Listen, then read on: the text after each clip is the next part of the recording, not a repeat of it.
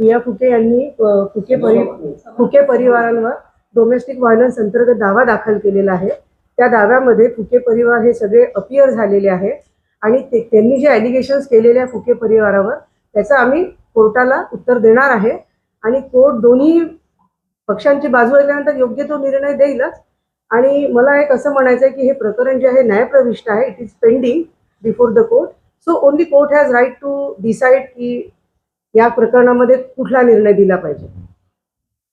न्यायप्रविष्ट असताना अशा प्रकारे व्यवहार होतो हे बघा, आता अशा प्रकारे ती जे व्यवहार करते आहे म्हणजे as far as my knowledge is concern की एकदा कोर्टामध्ये कुठलीही केस पेंडिंग आहे जसं मी सांगितलं तर तिला जो पण ग्रीव्हन्स असेल किंवा काही असेल तिने तो कोर्टामध्ये ॲप्लिकेशन्स कराव्या आणि विद्यमान कोर्टासमोर तिने तो मांडावा आणि त्याला आम्ही उत्तर देण्यास तयार आहे।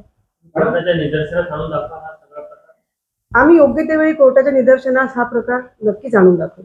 एक प्रश्न असा आहे की जर हे प्रकरण कोर्टाचं तर कुठल्या आमदारांना तो विधानभवनात प्रश्न उपस्थित करायचा त्या बाबतीत मी काही वक्तव्य नाही करणार।